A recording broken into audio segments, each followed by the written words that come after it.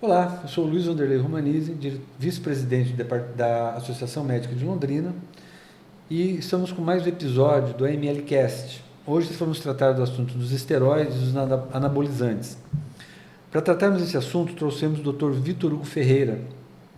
Ele é um médico endocrinologista, diretor do Departamento de Endocrinologia e de Metabolismo da Associação Médica de Londrina.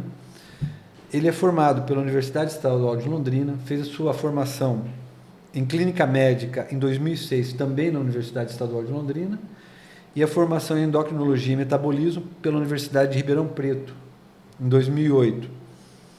Ele também é o coordenador do Grupo de Estudos de Endocrinologistas do Norte do Paraná, o GEMP. Vitor, é um prazer recebê-lo e vamos conversar um pouquinho sobre esse assunto. É um assunto que está meio na moda. A gente ouve falar muito disso, muita coisa certa, muita coisa errada. Na internet tem muita coisa aparecendo, no YouTube muita coisa que não é bem o que se parece, né? E as pessoas se deixam levar um pouco por isso. Várias sociedades, isso você pode detalhar para a gente, se posicionaram contra o uso dos anabolizantes, né? Dos esteroides anabolizantes. Então a gente queria meio que separar o joio do trigo, para o pessoal que não tem muita experiência, esclarecer e evitar problemas disso. Então, para começar, vamos definir as coisas, né? O que são os esteroides, primeiro? Tá bom. É uma alegria, né, Luiz Wanderlei estar aqui, né, nesse ambiente aqui, a gente poder falar de um assunto tão importante, tão relevante, que acho que pode trazer muita informação de qualidade para todos que estão nos acompanhando. Bom, os esteroides, né, são uma classe muito importante de hormônios que são produzidos pelo nosso corpo, principalmente pelas gônadas, né, testículo, no caso do homem, ovário, no caso da mulher, e também nas suprarrenais. E esses hormônios, eles vão atuar em várias partes do nosso corpo, fazendo vários tipos de efeito. Então, a gente tem, por exemplo, os esteroides sexuais, que são, por exemplo, a testosterona, né, que vai ter muitas ações no corpo, tanto do homem como também da mulher. O estradiol, que é um hormônio presente tanto no corpo do homem como da mulher também, e a progesterona, que está presente no corpo da mulher. Depois, se quiser, a gente pode falar um pouquinho mais da função de cada um deles, né? Mas, então, os esteroides são hormônios que são produzidos, né, principalmente no testículo, no caso do homem, no ovário, no caso da mulher, e também na suprarrenal, né, essa glândula que fica em cima do rim, né?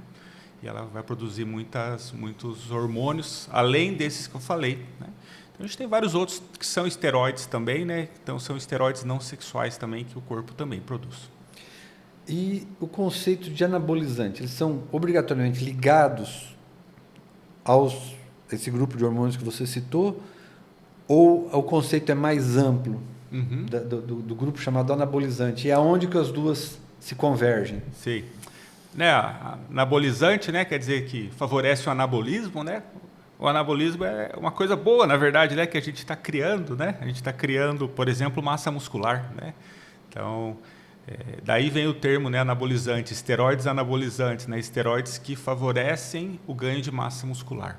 Então, a gente vê, por exemplo, a testosterona, ela é um esteroide anabolizante, ela é um esteroide que favorece o ganho de massa muscular. É claro que depois nós vamos falar dos abusos, do uso excessivo, mas a testosterona ela é importante, por exemplo, para o fato, por exemplo, do homem ter uma massa muscular maior na média do que da mulher. Porque a testosterona que o homem tem, ele favorece o crescimento da massa muscular, o surgimento de massa muscular.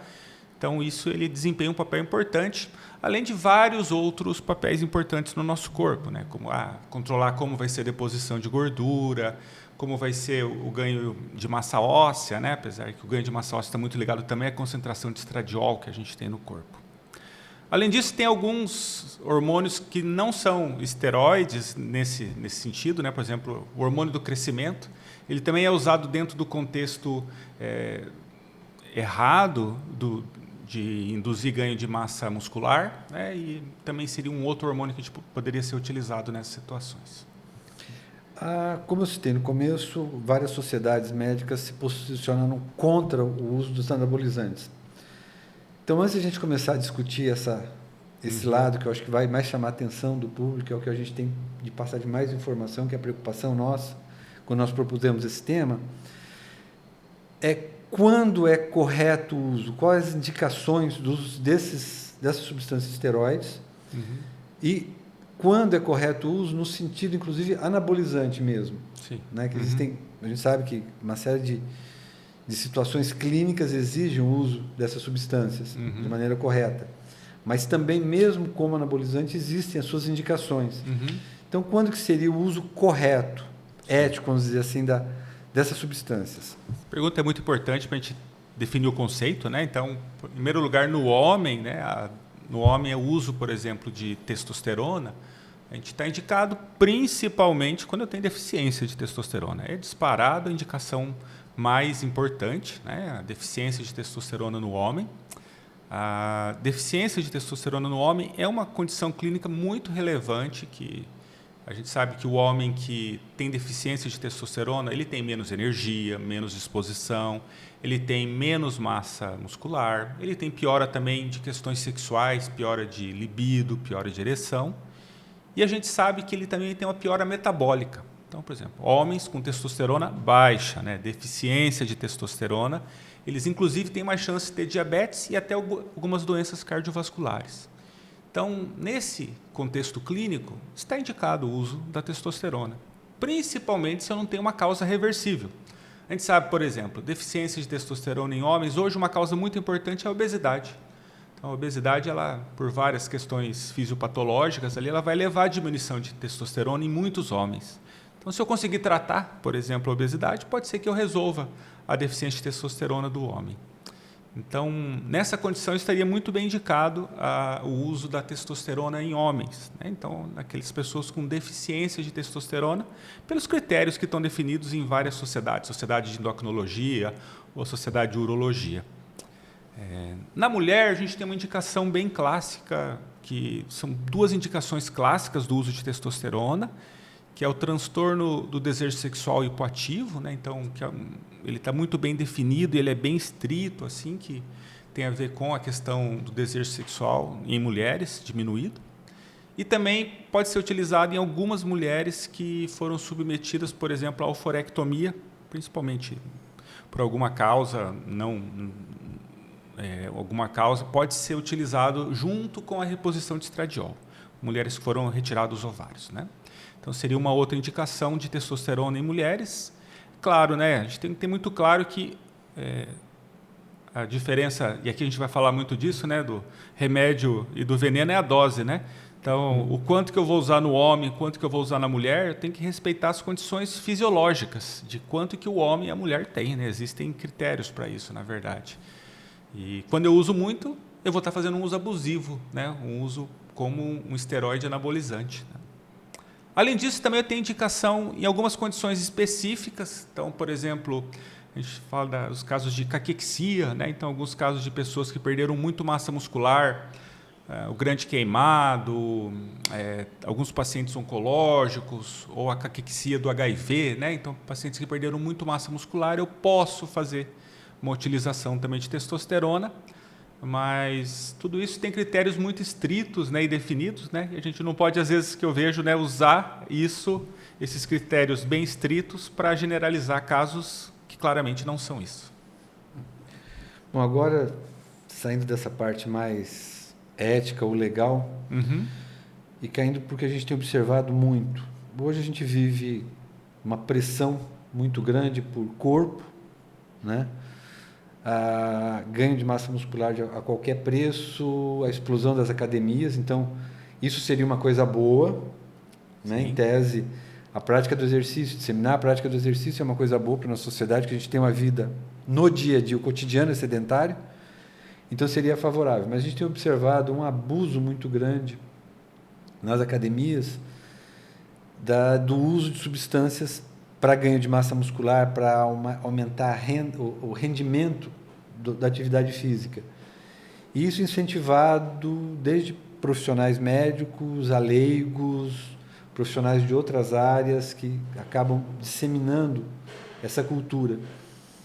Então, eu queria conversar com você, que você nos colocasse como que isso é feito, qual a finalidade, qual a diferença desse uso ético, né, como coloquei, o uso correto, para esse uso, São as mesmas substâncias? São derivadas delas? Como que é isso? Como que é o acesso? Como que é feito isso de uma maneira menos regrada? Vamos colocar assim. Sim, então, infelizmente a gente vê mesmo disseminação desde as mídias sociais, que é um outro tema interessante depois da gente falar, né? Todo mundo, não, usa anabolizante que não vai ter problema, vai dar tudo certo. Isso é uma mentira, né? A gente vai ter consequências sempre indesejadas, mas existem vários tipos de anabolizantes que são utilizados dentro desse objetivo, um objetivo puramente estético, sem deficiência de testosterona, por exemplo, em homens. E nesses casos, muitas vezes são utilizados mesmo a testosterona, que a gente pode usar no homem com deficiência de testosterona, só que em dose muito, muito maior, às vezes 10 vezes, 15 vezes maior do que a usada para o homem com baixa testosterona. E, além disso, existem substâncias derivadas, que com perfis de ação diferente, a ação mais curta, a ação mais longa, a ação mais potente, ou então existem esteroides anabolizantes que têm efeito mais sobre crescimento muscular e menos efeito sobre a parte mais androgênica, assim, de pelos e acne, assim, né? Então, nesse mundo, assim, eles vão procurando achar uma substância que consiga potencializar ao máximo, principalmente o ganho de massa muscular, né? Como a gente acabou de falar, ganhar músculo é muito importante para a vida, muito, né? Faz a gente ter músculo é saudável, né? A gente vai ter mais autonomia, vai viver mais, faz muito bem. Mas existem maneiras que são muito mais seguras do que essa, mas infelizmente muitas vezes as pessoas utilizam esteroides anabolizantes com esse objetivo, né? De aumento de massa muscular. Como eu citei, a própria Anvisa, já citei que as sociedades estão se manifestando contra, a Anvisa também baixou algumas normas limitando um pouco o comércio dessas substâncias, e a gente vê o pessoal trazendo de fora. E de vez em quando sai na mídia um paciente que passou mal ou que teve um problema com o uso do anabolizante, normalmente vindo de fora, com importação não muito legal, vou colocar assim. Quais são as fontes e qual o cuidado, já que é uma prática disseminada, e a gente não vai conseguir evitá-la, né, infelizmente, mas quais são as fontes, de onde têm vindo essas substâncias, como é que elas têm chego no país, já que a Anvisa limitou muito o comércio delas no país? Uhum. Bom, o que eu ouço, eu atendo às vezes muito pacientes que vêm para mim para tentar resolver as consequências ruins que os anabolizantes trouxeram, né? E eles contam um pouco para mim que às vezes compra no Paraguai, né, em algum outro lugar assim de uma maneira ilegal, assim, né? E além do uso do esteroide anabolizante já poder trazer consequências, muitas vezes a gente não sabe o que veio, né? Se o que está escrito naquela ampola é realmente o que o paciente utilizou. E eu vejo vários efeitos colaterais que falam, nossa, mas esse efeito nem era esperado para essa medicação. Então, acho que a gente tem um risco aí de contaminação, né? Então, no final das contas, essas fontes ilícitas e não regulamentadas, né, e não fiscalizadas de uso de anabolizantes, elas trazem muito risco para a pessoa, porque elas não são garantidas, na verdade. E eu vejo muitos casos que eu acho que tem contaminação. Nesse ponto também, o uso de suplementos, depois a gente conversa um pouquinho mais, ele também pode ajudar, o uso do suplemento alimentar é interessante também para ajudar no ganho de massa muscular, mas também é importante você comprar de fabricantes que sejam confiáveis, porque também nesse campo do suplemento também pode haver contaminação também. O suplemento a gente vai conversar um pouco, daqui a pouquinho ele está na fila aqui esperando. Ainda conversando sobre os anabolizantes, você acabou de falar que você trata no consultório, tem contato com usuários que te procuram para cuidar dos efeitos colaterais do uso inadequado. Então, para as pessoas que usam, né, para a população, ou quem está pensando em usar isso para ter esse ganho, quais os efeitos colaterais, o que você tem observado com mais frequência pelo uso abusivo e uso incorreto desses anabolizantes? Então, tem bastantes efeitos colaterais que a gente percebe, né? No homem, eu vejo, né, quando ele faz o uso da testosterona externa, né, exógena, ele para de produzir a dele, né? Então, depois que passa lá o ciclo, lá que o pessoal faz, ciclo em pirâmide, tem um monte de tipo que eles fazem, depois muitas vezes o homem vem lá com uma testosterona muito baixa, cheio de sintomas de falta de testosterona, porque ele parou de produzir, né? Ele bloqueou a sua produção de testosterona. E isso traz todos os sintomas que a gente sabe lá da deficiência de testosterona. Então, essa é uma das coisas, né? Muitas vezes, após o ciclo, o homem fica com, né, o seu eixo lá, hipófise e testículo, muito prejudicado, e ele muitas vezes vai ter muita dificuldade de voltar a produzir a quantidade normal de testosterona. A gente tem várias estratégias que a gente pode tentar para ajudar essas pessoas, mas essa é uma das consequências que a gente vê. Além disso, a gente sabe que o uso de esteroides anabolizantes pode causar problemas no fígado, inclusive tem várias correlações com aumento de câncer de fígado. Também tem associação com trombose, aumento do risco de infarto agudo do miocárdio, aumento do risco de acidente vascular cerebral, do AVC. E, inclusive, tem um artiguinho aqui, até trouxe aqui, muito interessante, foi publicado no JAMA, né, que é uma revista muito conceituada. Agora, em março março de 24, um mês atrás, que mostrou que pacientes que foram seguidos por 11 anos usando anabolizantes, eles tiveram um risco de 286% a mais de morrer do que o grupo que não utilizou anabolizante. Então, e do que morreu, né? Morreu de doença cardiovascular, de trombose, de câncer, até de acidentes. Curiosamente, aumentou a chance de morrer de acidente, talvez por alterações no comportamento também, né? Talvez por mais impulsividade ou mais agressividade, que muitas vezes acompanham níveis excessivos de testosterona. Em mulheres também eu vejo muitas consequências não desejadas do uso de anabolizantes em mulheres.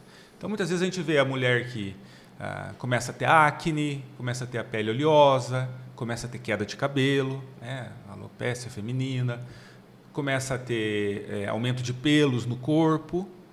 E nos casos mais graves, né, a gente vê que a voz pode mudar, isso é difícil de retornar, né, uma mudança mais para definitiva, e o aumento de clitóris, né? Então, essas são as consequências na mulher e que a gente vê bastante no consultório. Dessa lista que você elencou de efeitos colaterais, quantos por cento disso é reversível? Você volta ao estado prévio, quanto e quais as mais comuns que não voltam mais para trás, passa a ser um dano definitivo?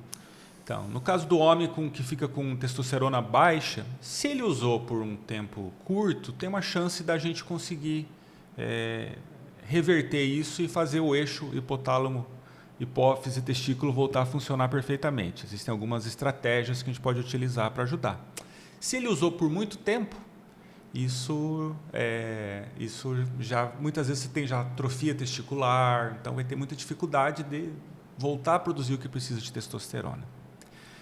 Sobre as questões cardiovasculares, né, se acontecer, já está com todo o prejuízo daquilo lá, né? E nas mulheres, né, a gente vê que as questões, principalmente da pele, podem ser reversíveis, né? Então a gente vê que elas têm mais chance de ser revertidas, né?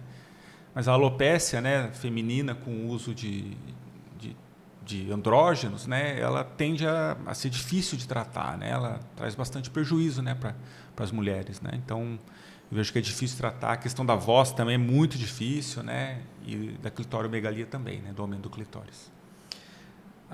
Na questão da mulher, a gente vê cada vez mulheres mais jovens recorrendo ao uso dos esteroides, né, dos anabolizantes, a questão de gestação. Muitas vezes ela começa a usar, né, 18, 19, 20 anos, usa por um período, e chega na faixa aí dos 30 anos, por exemplo, quer engravidar.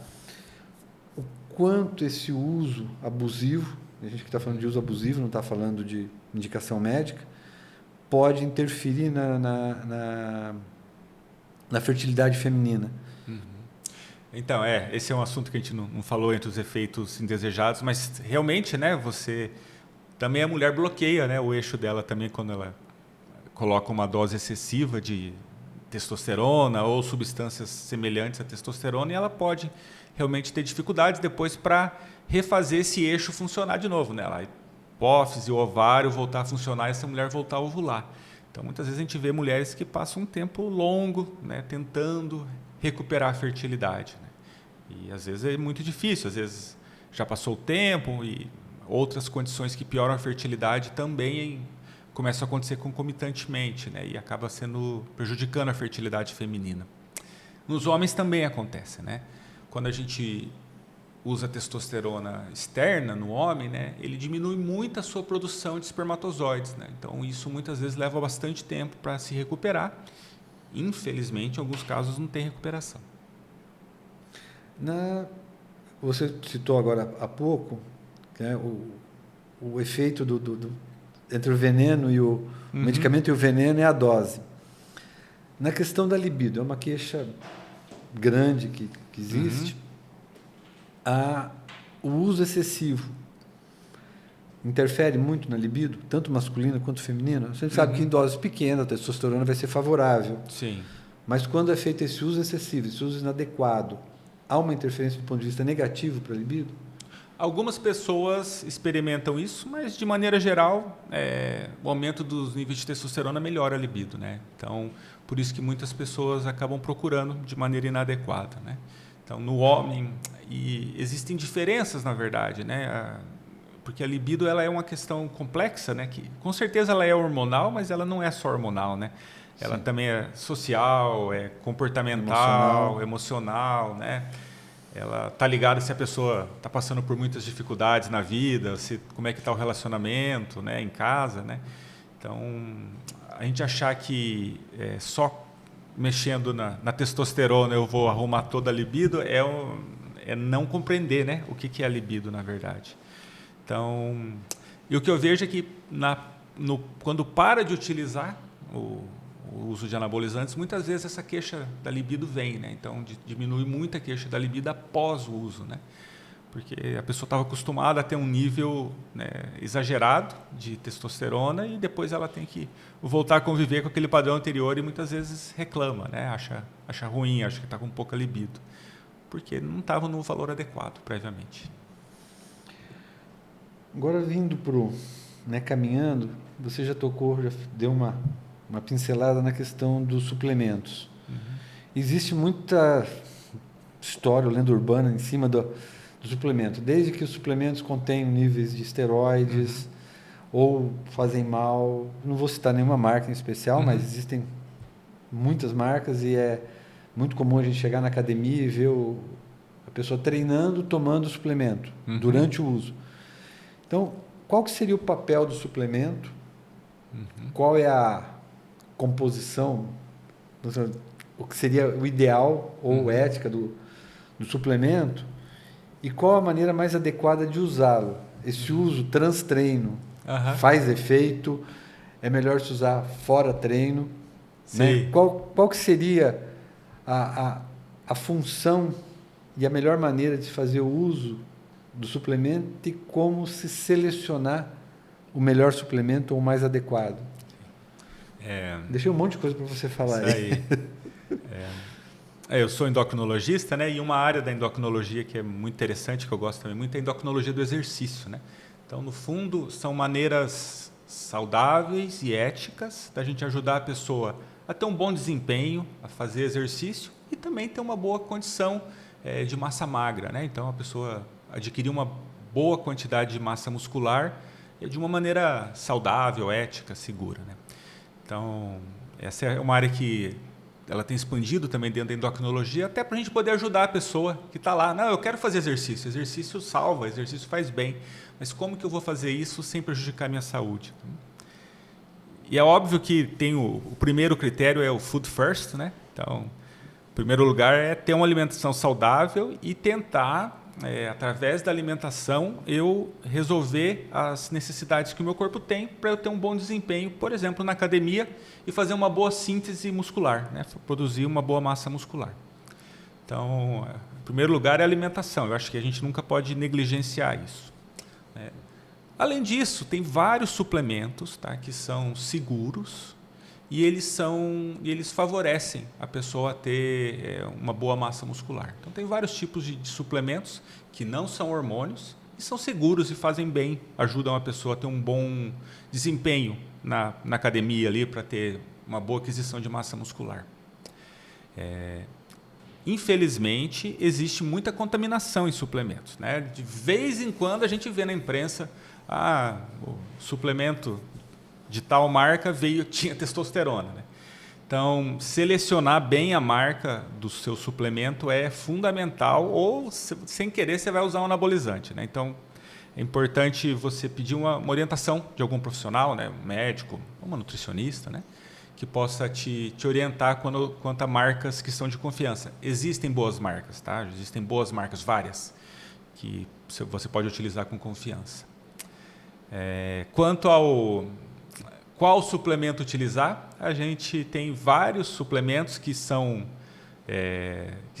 muito bem estudados, estudos científicos bem interessantes, olhando sobre a síntese muscular o efeito.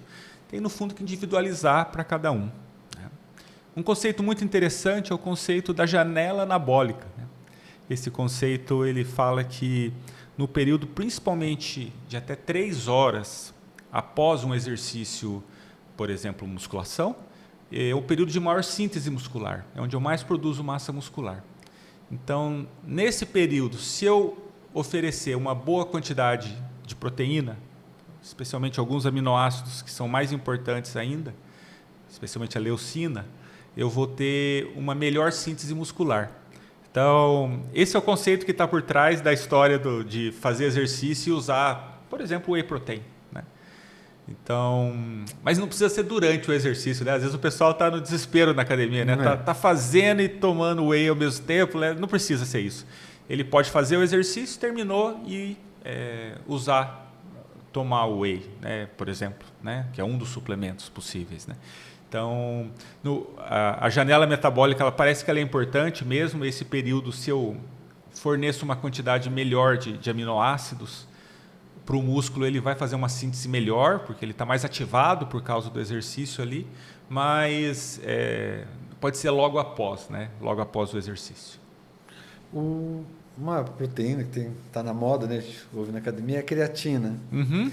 Qual que é o papel dela, onde que ela é, onde é mito, onde é verdade dela? Uhum. A creatina ela começou a ser utilizada já faz uns anos, né? E tem muitos estudos já mostrando como que ela funciona. Um dos papéis mais importantes que ela tem é na reciclagem do ATP. Então, ela ajuda a formar mais ATP no músculo. Então, ele, né, lembrando lá, né, do ciclo de Krebs, lá da formação do ATP, né? Então, o ATP ele libera energia, né, se tornando ADP mais fósforo. A creatina, ela favorece com que você refaça as moléculas de ATP e tenha mais fonte de energia no músculo. Então, a creatina ela diminui fadiga, ela aumenta o desempenho durante o exercício, faz você tolerar mais exercício. Então, a creatina é um dos suplementos que a gente chama de classe A, porque são suplementos que eles são capazes que são seguros e são capazes de melhorar o desempenho durante o exercício. Tá? Por exemplo, exercícios que você tem que parar e voltar, por exemplo, como futebol, também você pode ter benefício, né? Então, corrida, mas mesmo na academia, na musculação, a gente pode ter benefício com o uso da creatina, né? Então, lembrar que, de novo, né, a gente vê às vezes o pessoal errando muita dose, fazendo doses exageradas de creatina. A creatina tem a sua dose, também precisa ser prescrita por alguém que entenda desse assunto. Mas é um suplemento que pode ser utilizado. Esses suplementos que eu falo que são classe A, né, eles são suplementos que são seguros e não são doping também. Então, só para a gente ter uma validação externa, né? Então, existe a WADA, né, a associação que determina o doping no mundo inteiro, e ele tem uma lista de suplementos que não são doping, né? Porque são suplementos alimentares e não hormônios. Você falou de uma coisa, são suplementos, né? A alimentação. Uhum. Existem grupos específicos de alimentos que podem ter essa função anabolizante. Uhum. A gente sabe que o alimento todo participa dessa construção, mas que usados de uma maneira mais frequente ou de uma maneira mais orientada, mais objetiva, interfeririam de maneira positiva no anabolismo? Sim, existem. Em primeiro lugar, é importante ter uma alimentação equilibrada, né? Porque a gente vai acabar falando mais da questão da proteína, mas é importante também eu ter a quantidade necessária também de carboidrato para o desempenho físico.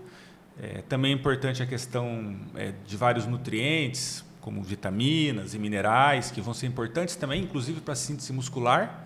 Mas a gente sabe que as fontes proteicas, né, que tem várias fontes proteicas que a gente pode citar, né, é onde a gente vai, se a gente conseguir uma boa quantidade de proteína da alimentação, uma proteína de bastante valor biológico, eu vou ter um melhor estímulo anabólico, né, um melhor estímulo para a síntese muscular. Né, então, acaba favorecendo, né, dentro de critérios adequados, né, níveis apropriados de proteína na dieta. Né. Lembrar que doses muito excessivas de proteína, né, quantidades muito excessivas de proteínas podem ser maléficas também. Né, então é importante usar a quantidade apropriada. Né. É o rim que se cuide. Uma das consequências a gente abordou no outro podcast com o Dr. Getúlio e ele colocou esses cuidados que tem que ser feitos porque o excesso de algumas substâncias podem prejudicar a função renal. Com certeza, né? Então a gente vê, por exemplo, em pessoas sem doença renal, né, e que querem ganhar massa muscular, a gente normalmente quer garantir algo em torno de 1,8 gramas de proteína por quilo por dia, né? Que é uma quantidade já um pouco, né, uma quantidade, você já está oferecendo uma quantidade bem apropriada, né? Passar desses valores, você pode expor o paciente a riscos. Né? Você tocou agora num outro assunto que é bastante interessante, que é a questão do doping. Né? Qual é o limite, né, questão dose ou simplesmente o uso em qualquer momento dessa substância, desses esteroides, já é considerado doping? Como que fica a coisa do doping ligado aos esteroides? Porque a gente vê alguns atletas de alta performance que estão pegos eventualmente no doping. Tivemos atletas brasileiros, tem um agora que foi pego, inclusive, que parece que vai ser proibido de ir para Paris, né? Se não me engano, de corrida. Eu não me lembro qual a modalidade, mas saiu na imprensa esses dias. Então, como é que fica essa questão do doping? Até onde é um uso por uma questão médica, por alguma situação, e a partir de como se torna, é considerado doping? Muito interessante, né? Então, existem substâncias que, se elas estiverem presentes no exame de doping, elas vão ser doping. Né? Então, por exemplo, sei lá, nandrolona, oxandrolona, substâncias que são utilizadas só dentro do contexto realmente do doping. Então, se eles estiverem positivas, vão ser doping. Mas, por exemplo, testosterona. Vamos supor um homem que tem deficiência de testosterona comprovada, né? E ele precisa competir. Como é que funciona? Daí o médico ele faz um documento comprovando aquela condição, comprovando que o atleta tem aquela doença e que ele está prescrevendo. E existem critérios mostrando que aquele nível deve ficar dentro do limite da normalidade para aquela população. Então, a gente tem valores de corte, né, de qual que deve ser o nível. E se esses níveis passarem, extrapolarem, a gente vai ser considerado doping também.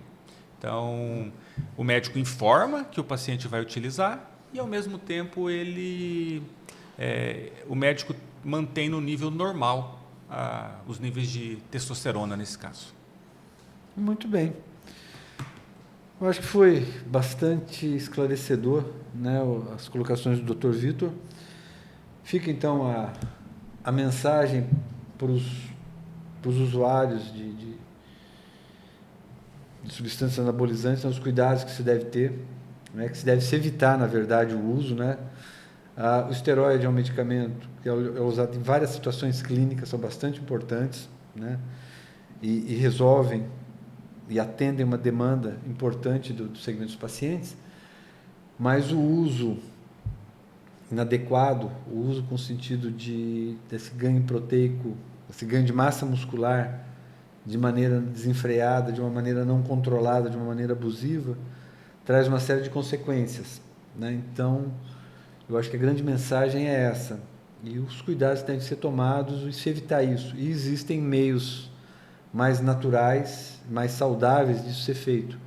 E quem tiver o interesse de ter esse ganho, esse aumento de rendimento muscular, aumento de rendimento de performance, procure um profissional, um endocrinologista para acompanhá-lo, um nutricionista para montar um plano terapêutico, para ter uma dieta adequada e usar substâncias adequadas para esse ganho, né?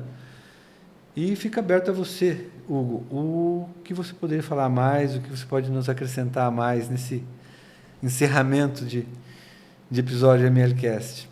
Eu queria agradecer o convite, acho que foi muito interessante, e dizer que acho que esse é um assunto que a gente é muito bombardeado por ele nas mídias sociais, e isso traz muitas dúvidas, mas se eu procurar um auxílio de um profissional capacitado, eu posso conseguir auxílio apropriado e de maneira ética e saudável. Um abraço. Agradeço a tua participação, né, você ter aceitado o convite para conversar conosco. E as portas estão abertas para outras oportunidades, se você julgar relevante, a gente levar de informação à população.